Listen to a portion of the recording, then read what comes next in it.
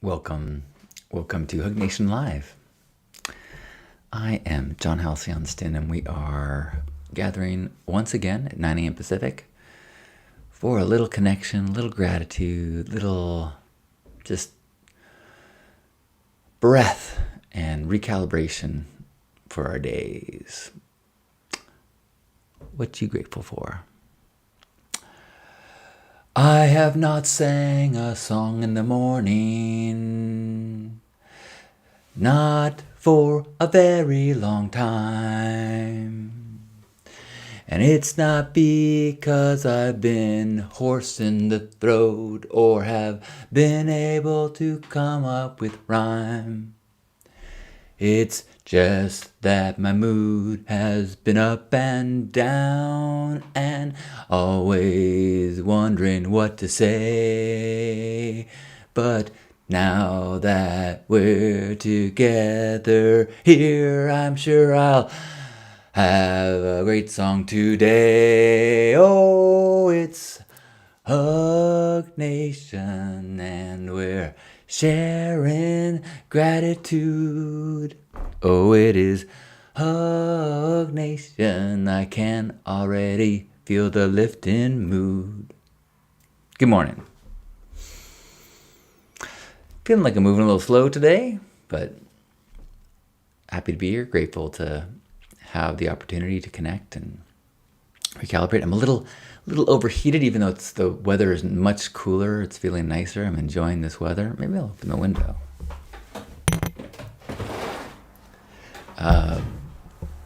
But I went for a little walk this morning, and still a little body temperature, still a little up from that. Grateful for a functioning body that allows me to walk around. Grateful for chorus practice last night and the edge it is for me to be pushing through areas that I'm not good at. You know, I struggle with my voice, I struggle with lyrics, I struggle with knowing my part in the harmony. And it's a big list of thoughts and body reactions that is a challenge. And I'm really trying to get into the headspace of just going is a win. You know, like I'm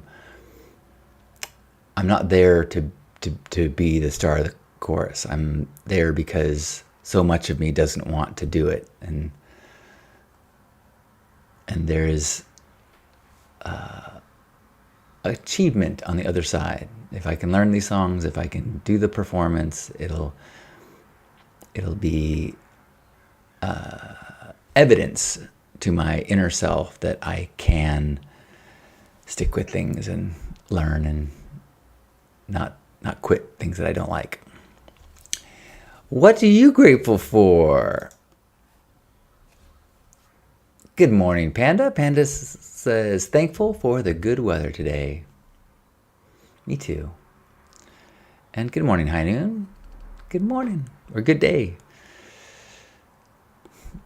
I've been trying not to call this Love Morning anymore because while it is my morning, it's a global world, and it is simply a live broadcast, whatever time it is for you.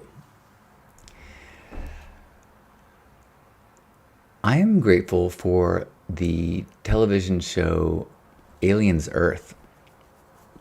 I mean, it's stressful and it's sci-fi and it's got scary things, but it's also I'm appreciating the storytelling. I'm appreciating some of the things that I witnessed them doing in the show that seem innovative. And yeah, so I'm not a horror movie person. I remember seeing Aliens, the second one, when I was young in the theater and really enjoying it. But normally I do not seek out movies that are scary or creepy or horror movies. But I don't consider this to be horror. This is more a sci-fi series. Good morning, Gurbat. Good morning, Terry. Terry says, I am grateful for the air I breathe. Thanks for sharing. Hey, Joshua. Joshua says, I'm enjoying Alien Earth as well. Yeah, I mean, it's the kind of show, like, there was a new episode yesterday, and so I watched it last night. I'm, eagerly awaiting the next. Often, I do not start new shows when they start because I'd prefer to digest them many at a time. I don't like that feeling of cliffhangering. What was that show we were watching where the cliffhangers were just like you had to watch the next episode? It's like, come on. I can't remember now, but not a fan. Not a fan of a episode ending in a way that is so unsatisfying that you're like cliffhanging for the next one.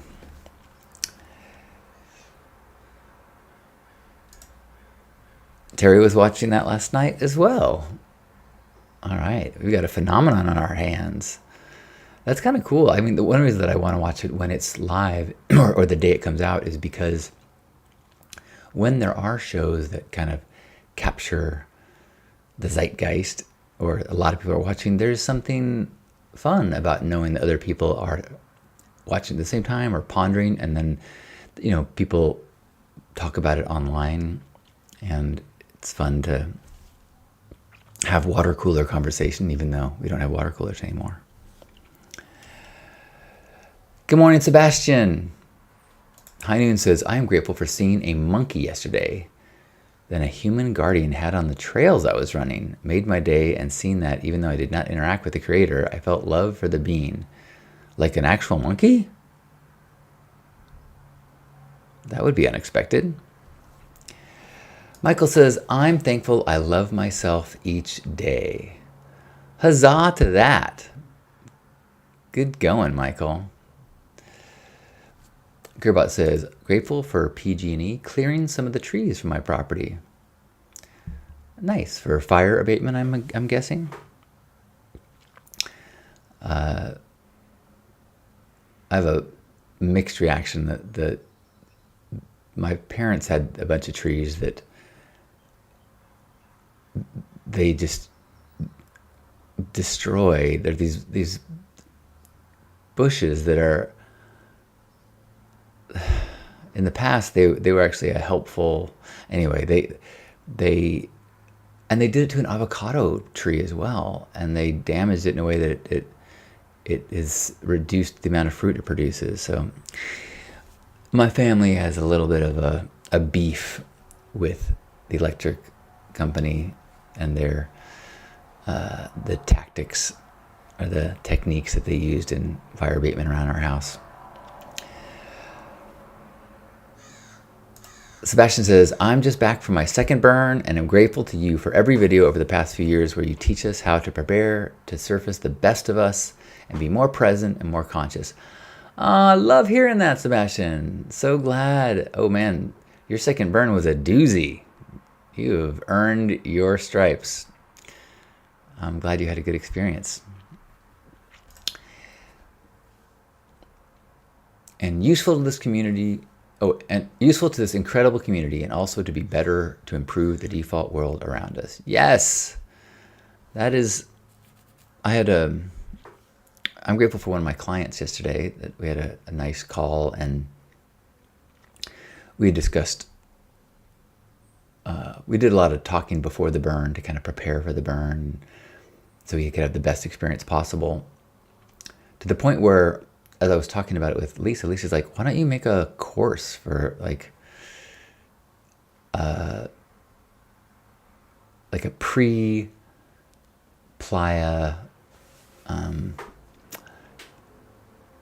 like a, series of videos to help you.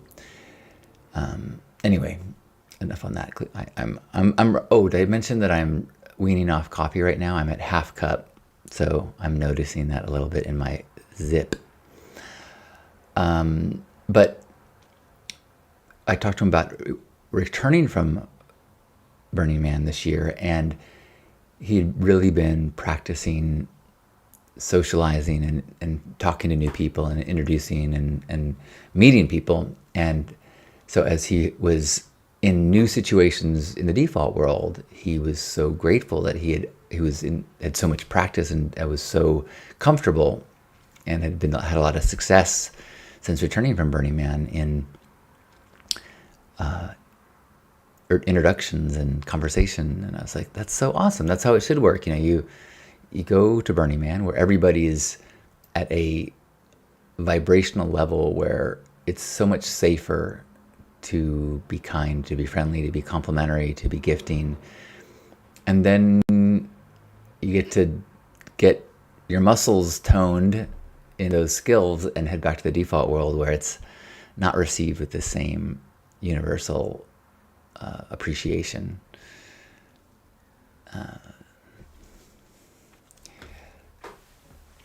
Sebastian says, my first and second burn would not have been nearly as good if I hadn't discovered you on YouTube. Giving me the warm fuzzies. Thank you. Terry says, yes, yes, and yes, Sebastian. It was my second burn as well. Woo! Boy. Actually, when I think about it, I think it was my third burn where my camp got destroyed. And yeah, there's actually something really valuable about having difficult years at Burning Man to really hammer home those critical lessons of surrender and letting go of building, creating, planning, and then letting go of your expectations of what's going to happen there because you're not in control. Lisa does have good ideas. High Noon has gratitude for this beautiful community. Oh, Terry says, my first one was in 2017. That was also a wonderful burn. Not a fan of the default world. Yeah, I mean, the bummer with the default world is that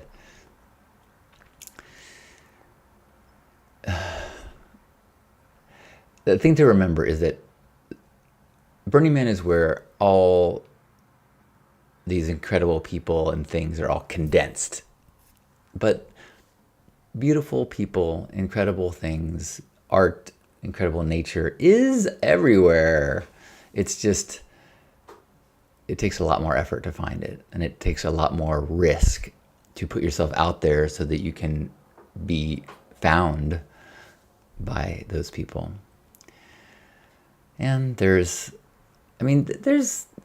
I would argue that more and more, even since 2017, there is more things in Black Rock City that are kind of icky. But my argument to all those people that say Burning Man sucks now is like, I think it's different, but there's still so much good. And I think we got to use that same lens in the default world. Like, there's so much that's shitty, and there's still so much that's good. Just don't get overwhelmed by the shitty. And the same thing happens in Black Rock City. There are people that just say it sucks now, it's ruined. Like, I don't think it's ruined. I think you can attest that there's still lots of awesome there.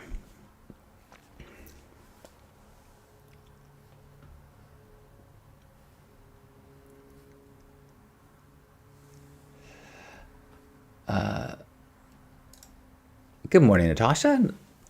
Good morning. Natasha says, good morning from the beautiful southwestern desert. I was just driving home from the grocery and thinking about how grateful I am to be driving this car that my father-in-law gave me because he wasn't going to use it anymore. What a gift. Plus, it's big enough that I can fit the 12-foot skeleton in the back for Halloween this year.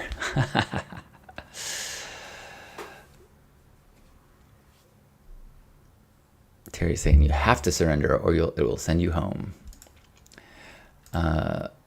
Natasha says, I'm also grateful I didn't get more hurt when the trail monster grabbed me yesterday. Haha.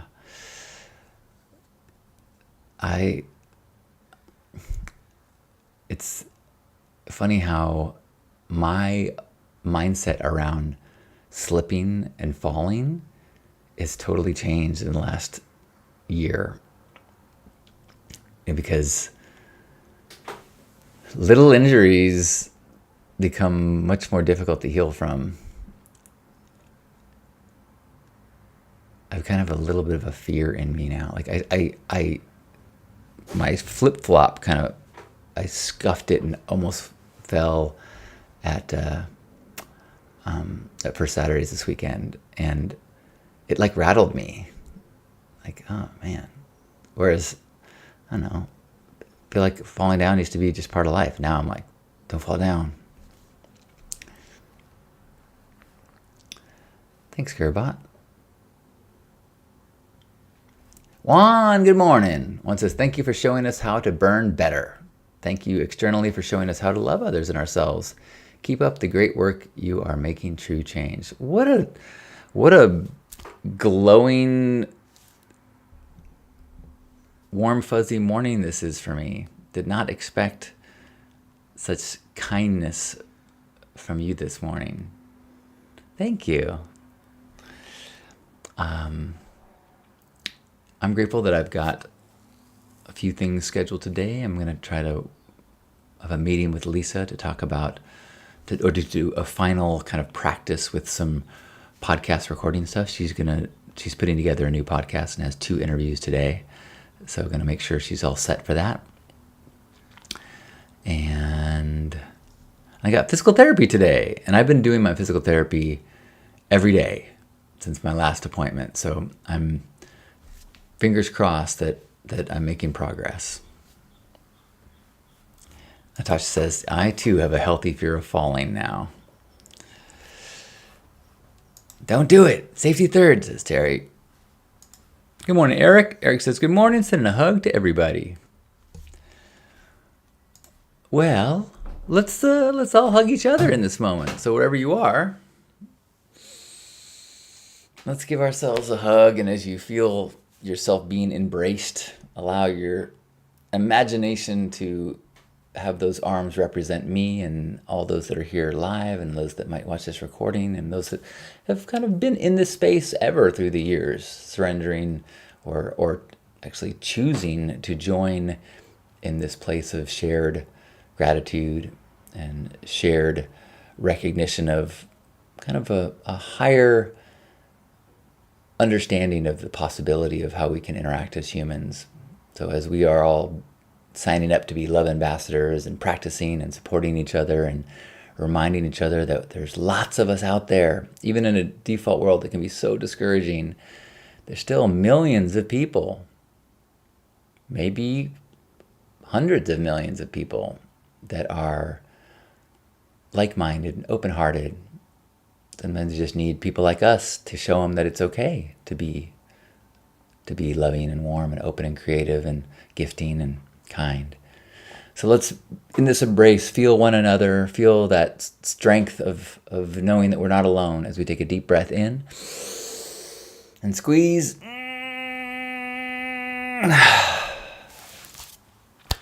On behalf of Grandpa Caleb and all of us here, thanks for being here for Hug Nation Live. I love you.